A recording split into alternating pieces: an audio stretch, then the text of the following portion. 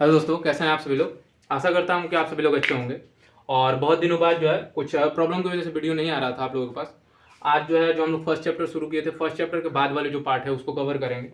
जैसे हम लोग पढ़ चुके हैं कि रासायनिक समीकरण क्या है, रासायनिक अभिक्रियाएं क्या है, ठीक है। तो ये सारी चीज़ें हम लोगों ने पढ़ लिया है। अब हम लोग पढ़ेंगे कि रासायनिक समीकरण कितने प्रकार के होते हैं। तो सबसे पहली चीज़ कि रासायनिक समीकरण दो प्रकार का होता है। एक होता है आपका संतुलित रासायनिक समीकरण, जिसे आप लोग भली भांति जानते हैं, संतुलित रासायनिक समीकरण। और दूसरा होता है आपका असंतुलित रासायनिक समीकरण, असंतुलित रासायनिक समीकरण। अगर हम संतुलित की बात करें तो संतुलित मतलब क्या है। देखिए, सबसे पहली चीज कि अगर वर्ड के बारे में आप जानते हैं, उसका अर्थ समझते हैं, तो आसानी से इन सारी चीजों का आप डिफिनेशन बता सकते हैं। संतुलित का मतलब होता है बराबर। संतुलित का मतलब क्या होता है? बराबर। जैसे दुकान वगैरह पे आप लोग जाते हैं तो तराजू पे, जो आजकल का डिजिटल तराजू है, उस पर आप लोग देखते हैं कि अगर कोई चीज़ तौलते हैं तो बराबर जो है आपको 1 kg मांगता है तो 1 kg ही दिया जाता है, यानी 1.00 उस पर जो है आपको डिनोट करता है इस तरीके से 1.00। तो दुकानदार आपको क्या करता है? सामान दे देता है। मतलब ये है कि जो सामान है वो क्या है? संतुलित है, अर्थात वो बराबर है किसके? जो वजन आप बोले हैं उसके बराबर है। तो संतुलित रासायनिक समीकरण का मतलब भी वही होता है कि वैसा रासायनिक समीकरण जिसमें अभिकारक और उत्पाद के जो अणुओं की संख्या है वो दोनों आपस में क्या हो? समान हो, उसे कहते हैं संतुलित रासायनिक समीकरण। जैसे एग्जांपल के तौर पे अगर कहा जाए कि हम लिख दें इस तरीके से H2 plus O2 arrow mark H2, तो क्या ये रासायनिक समीकरण जो है संतुलित है? तो नहीं, ये संतुलित नहीं है। इसलिए संतुलित नहीं है क्योंकि यहाँ अगर हम देखें तो ये हमारा अभिकारक है, ठीक है। अभिकारक के अगर पक्ष देखें और उत्पाद के पक्ष देखें तो दोनों पक्षों में आप पाएंगे कि जो अणुओं की संख्या है, परमाणुओं की संख्या है, वो आपस में समान नहीं है। जैसे यहाँ पे हाइड्रोजन 2 है, यहाँ भी हाइड्रोजन 2 है, लेकिन यहाँ पे ऑक्सीजन कितना है? 2। और यहाँ ऑक्सीजन कितना है? 1 है। तो क्या ये बराबर है? बराबर नहीं है, इसलिए इसे हम संतुलित रासायनिक समीकरण नहीं कह सकते हैं। लेकिन वही अगर हम इसको किसी भी तरीके से 2 कर दें, तो इसको अगर मान लीजिए कि यहाँ पे हम 2 करेंगे तो उसके लिए किसी ना किसी संख्या से हमें क्या करना पड़ेगा? गुणा करना पड़ेगा। तो हम गुणा करेंगे अगर 2 से, यहाँ मान लीजिए इसको, इसकी संख्या कितनी करनी है? 2। तो हाइड्रोजन की संख्या बढ़ के कितना हो रहा है? 2 दूनी 4, जबकि यहाँ पे कितना है? 2। तो अगर हम यहाँ पे 2 लिखते हैं तो ये कितना हो जाएगा? 2 दूनी 4। अर्थात अब हाइड्रोजन की संख्या अगर हम देखें यहाँ पे तो 4, और ऑक्सीजन की संख्या कितनी है? 2। इस साइड भी देख लीजिए, हाइड्रोजन की संख्या कितनी है? 4, और ऑक्सीजन की संख्या कितनी है? तो 2। तो इस तरीके से हम कह सकते हैं कि अब ये जो रासायनिक समीकरण है ये क्या है? संतुलित है। अर्थात किसी भी रासायनिक समीकरण में जब अभिकारक और उत्पाद में उपस्थित जो परमाणु होते हैं या अणु होते हैं तो उनकी संख्या अगर समान होता है तो उसी को हम कहते हैं संतुलित रासायनिक समीकरण। दूसरा एक उदाहरण लेते हैं। ठीक है, नेक्स्ट एग्जांपल है कि आपका जब लोहा की अभिक्रिया जल से कराया जाता है तो बनता है Fe3O4 प्लस हाइड्रोजन, और यहाँ पे बनता है, यहाँ जो है नाइट्रोजन की अभिक्रिया जब हाइड्रोजन से कराया जाता है तो क्या बनता है? NH3। अब एक चीज देखा जाए, क्या इनमें जो परमाणु है, परमाणु की संख्या समान है या नहीं है। तो यहाँ पे आयरन की अगर बात करें तो ये 1 है, हाइड्रोजन कितना है आपका? 2, ऑक्सीजन कितना है? तो 1। यहाँ आयरन 3 है, ऑक्सीजन 4 है, और हाइड्रोजन कितना है? 2। तो क्या दोनों ओर परमाणुओं की संख्या आपस में समान है? तो दोनों ओर देखेंगे तो परमाणुओं की संख्या समान नहीं है। इधर कितना हो रहा है? 1 2 3 और 1 4, जबकि यहाँ पे 4 3 7 2 9 हो रहा है। तो क्या दोनों समान है? नहीं है। तो अभी मैंने क्या कहा कि अगर दोनों पक्ष यानी अभिकारक और उत्पाद के परमाणुओं की संख्या आपस में समान हो तो उसे कहते हैं संतुलित रासायनिक समीकरण। लेकिन ना तो यहाँ अभिकारक की संख्या के बराबर आपका उत्पाद की संख्या है ना, यानी उत्पाद में जो परमाणु की संख्या अभिकारक की संख्या के बराबर नहीं है, अतः हम कह सकते हैं कि ये संतुलित रासायनिक समीकरण नहीं है। तब इसको संतुलित किया जाए। क्या किया जाए? अगर हम संतुलित करेंगे तो कैसे करेंगे? देखिए, यहाँ पे लोहा कितना है? तो लोहा 3 है, तो यहाँ पे हम कितने से गुणा कर दें? 3 से। तो 3 लोहा आपका इधर भी हो गया, 3 इधर भी हो गया। अब हाइड्रोजन यहाँ 2 है, हाइड्रोजन भी कितना है? 2। लेकिन एक चीज ध्यान दीजिए कि ऑक्सीजन कितना है? 4, जबकि यहाँ ऑक्सीजन कितना है? 1। तो 1 में अगर हम 4 से गुणा करते हैं तो ऑक्सीजन की संख्या 4 होगा, लेकिन हाइड्रोजन की संख्या कितना हो रहा है? 4 दूनी 8, और यहाँ पे हाइड्रोजन कितना है? 2 है, तो अगर 4 से मल्टीप्लाई करते हैं तो ये भी 8 हो जाएगा। अब दोनों तरफ एक बार काउंट कर लीजिए, यहाँ पे लोहा कितना हो गया? 3, हाइड्रोजन हो गया 4 दूनी 8, और ऑक्सीजन कितना हो गया? तो 4। इस साइड आइए, आयरन कितना है? 3, ऑक्सीजन 4, और हाइड्रोजन 8। तो 8 4 12 3 15, 8 4 12 3 15। अब दोनों ओर परमाणुओं की संख्या समान है, अर्थात हम कह सकते हैं कि अब ये जो समीकरण है कैसा समीकरण है, संतुलित समीकरण है। दूसरा अगर हम यहाँ पे देखें, नाइट्रोजन और हाइड्रोजन है ना, तो यहाँ पे नाइट्रोजन की संख्या 1 है जबकि यहाँ नाइट्रोजन की संख्या कितनी है 2। तो हम क्या करेंगे कि यहाँ 2 से मल्टीप्लाई करेंगे, तो नाइट्रोजन यहाँ पे 2 हो गया, यहाँ भी नाइट्रोजन कितना है 2। अब बात आती है हाइड्रोजन की, तो 3 दूना कितना हो गया 6, जबकि यहाँ पे हाइड्रोजन कितना है 2। तो 3 से अगर मल्टीप्लाई कर देंगे तो ये भी हो जाएगा 6, अर्थात अब ये समीकरण जो है आपका क्या हो गया, संतुलित। अब देखिए असंतुलित रासायनिक समीकरण किसे कहते हैं, तो असंतुलित रासायनिक समीकरण में आप कह सकते हैं कि वैसा रासायनिक समीकरण जिसमें आपका अभिकारक और उत्पाद दोनों के परमाणुओं की संख्या क्या हो, आपस में समान न हो, उसे आप असंतुलित रासायनिक समीकरण कह सकते हैं। जैसे यहाँ पे हम H2 प्लस O2 ले और बना दे H2O, क्या बना दे H2O यानी जल। तो यहाँ देख रहे हैं कि जल जो बन रहा है, जल में हाइड्रोजन 2 है जबकि ऑक्सीजन 1 है उत्पाद में। अभिकारक में देखेंगे तो हाइड्रोजन 2 ऑक्सीजन 2, तो इसमें हम कह सकते हैं कि इस साइड टोटल परमाणु 4 है, इस साइड टोटल परमाणु कितना है 3। तो क्या दोनों आपस में समान है, तो दोनों समान नहीं है। तो ये कैसा रासायनिक समीकरण है, असंतुलित रासायनिक समीकरण है। मैग्नीशियम की अभिक्रिया अगर हम मान लीजिए ऑक्सीजन से करा दें तो बना लेगा मैग्नीशियम ऑक्साइड यानी MgO2, ठीक है। तो यहाँ पे ऑक्सीजन कितना है 2 है जबकि यहाँ पे ऑक्सीजन कितना है 1, यानी इस साइड टोटल कितने परमाणु हैं 2 परमाणु, इस साइड टोटल परमाणु कितना है 3, अर्थात ये भी क्या है, रासायनिक समीकरण नहीं है क्योंकि परमाणु की संख्या समान नहीं है। तो इस आधार पर आप कह सकते हैं कि यदि रासायनिक समीकरण में अभिकारक और उत्पाद के परमाणु की संख्या आपस में समान न हो तो उसे असंतुलित रासायनिक समीकरण कहा जाता है, ठीक है। अब देखते हैं रासायनिक समीकरण संतुलित करने की विधि। तो देखिए जो रासायनिक समीकरण है उसको संतुलित करने का 2 तरीका है। पहला हिट एंड ट्रायल मेथड है यानी जिसे हम अनुमान विधि कहते हैं, और दूसरा है अलजेब्रिक मेथड यानी बीजगणितीय विधि। तो इसमें सबसे पहली चीज हम अनुमान विधि के बारे में जानेंगे कि अनुमान विधि से किस तरीके से संतुलित किया जाता है, जबकि बीजगणितीय विधि इसके बाद हम लोग सीखेंगे। अनुमान विधि, अनुमान विधि में क्या किया जाता है कि समीकरण जो है उसको सबसे पहले कंकाली समीकरण के रूप में परिवर्तित किया जाता है। और कंकाली समीकरण आप लोगों को बताया गया कि सबसे पहले क्या करते हैं कि समीकरण के जो उत्पाद वाला भाग है उसको एक साइड, अभिकारक वाला जो भाग है उसको एक साइड लिख के उसमें जितने भी एलिमेंट्स है, ठीक है ना, यानी जो भी परमाणु है उसके जो पार्टिसिपेट कर रहे हैं परमाणु उसकी संख्या कितना है उसको लिख करके फिर संतुलित किया जाता है। तो चलिए देखते हैं उसको कैसे संतुलित किया जाता है। 2-4 एग्जाम्पल लेते हैं, उससे आप लोगों का क्या होगा, आसानी से डाउट जो है क्लियर हो जाएगा। देखिए पहला समीकरण है कार्बन डाइऑक्साइड की अभिक्रिया जब जल से कराया जाता है तो क्या बनाता है, ग्लूकोज बनाता है प्लस ऑक्सीजन बनाता है, इसको हम क्या कहते हैं, ग्लूकोज कहते हैं, ठीक है। तो अब अगर इसमें देखा जाए परमाणु की संख्या, तो परमाणु की संख्या आप लोग ऐसे भी देख रहे हैं कि बराबर नहीं है। यहाँ पे हाइड्रोजन 12 है तो यहाँ पे हाइड्रोजन 2 है, कार्बन 6, कार्बन 1, ऑक्सीजन 2, 1, 3, यहाँ पे ऑक्सीजन 6, 2 कितना है 8 है।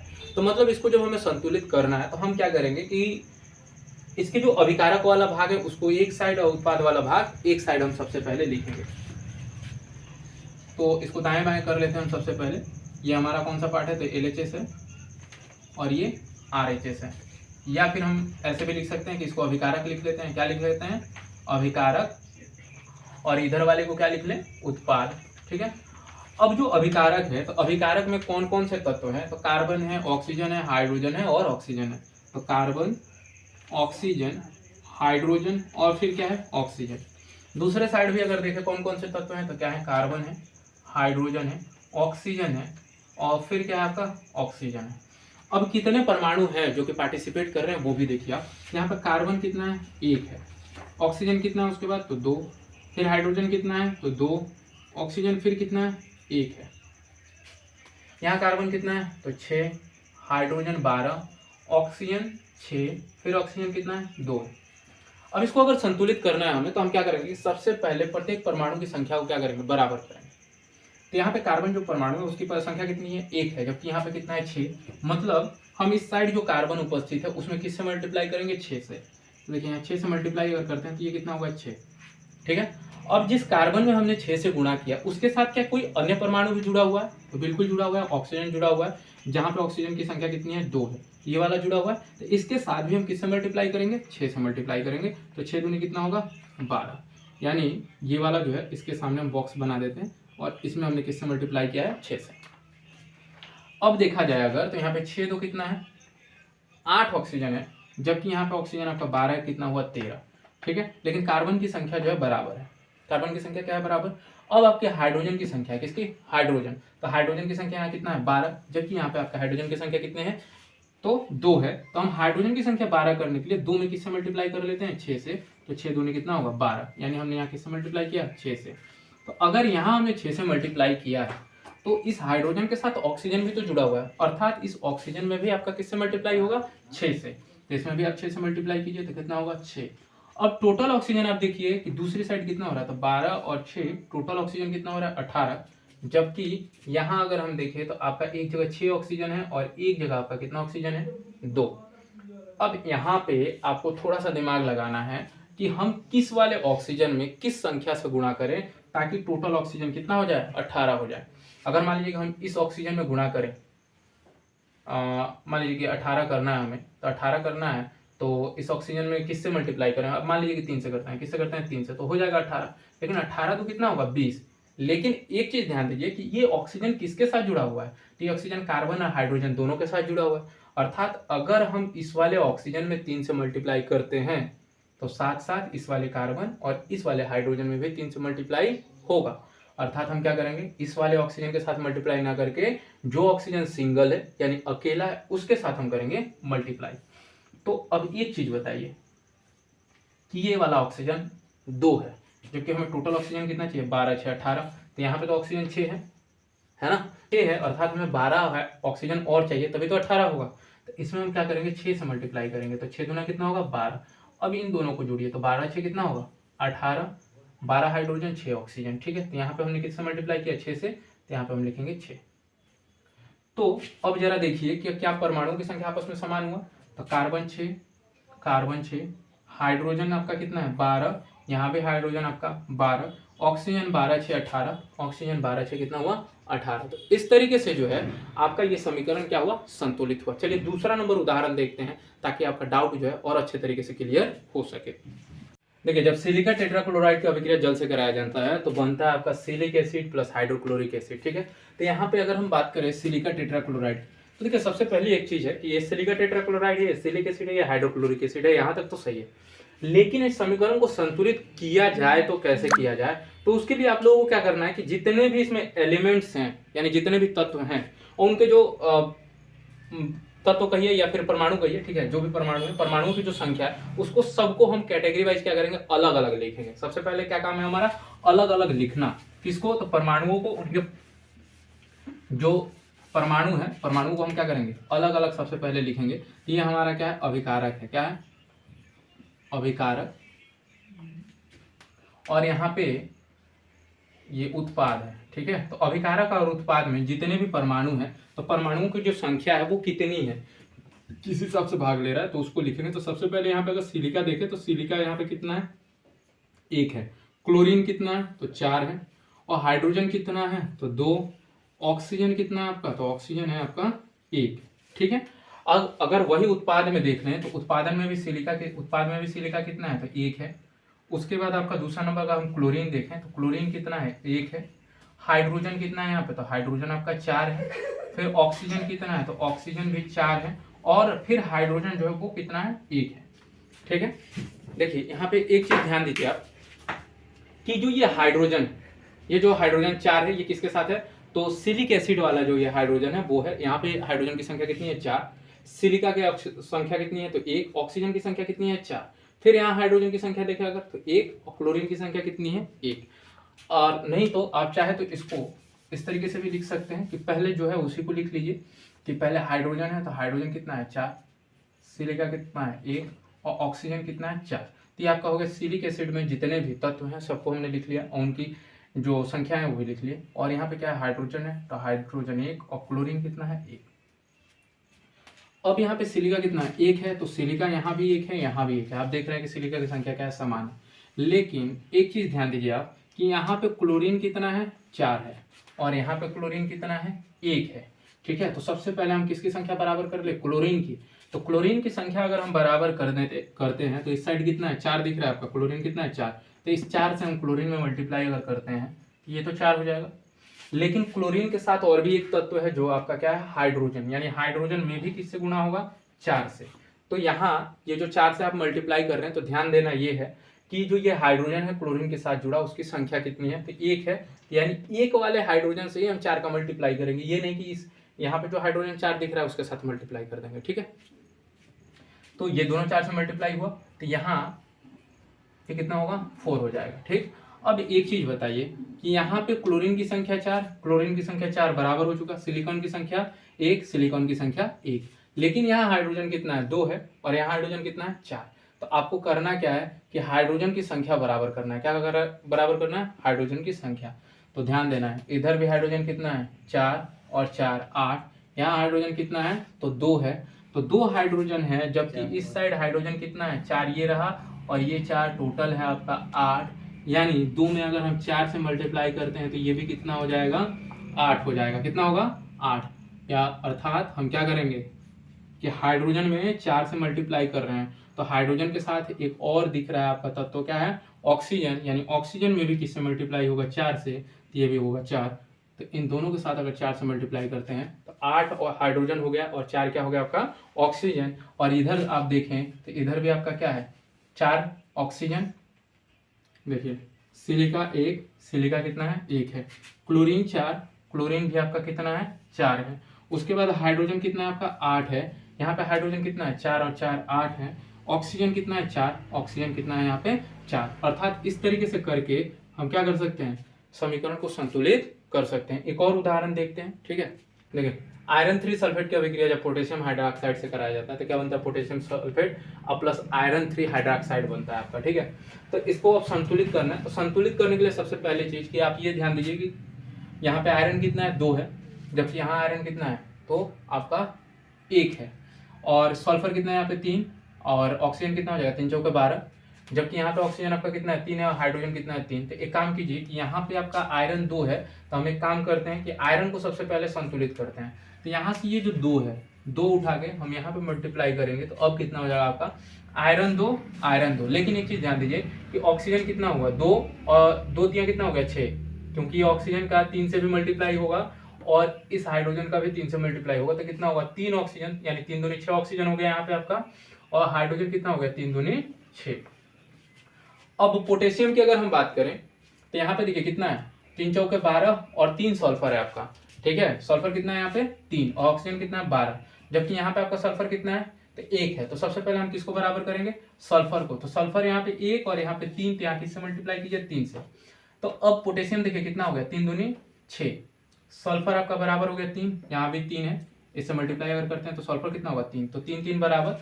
ऑक्सीजन कितना होगा 3 चौके 12, यहाँ ऑक्सीजन कितना हो गया 3 चौके आपका 12, और 12 इस साइड ऑक्सीजन है और यहाँ पे ऑक्सीजन कितना है 6, तो 12 और 6 टोटल ऑक्सीजन आपका कितना हो गया 18 ऑक्सीजन हुआ।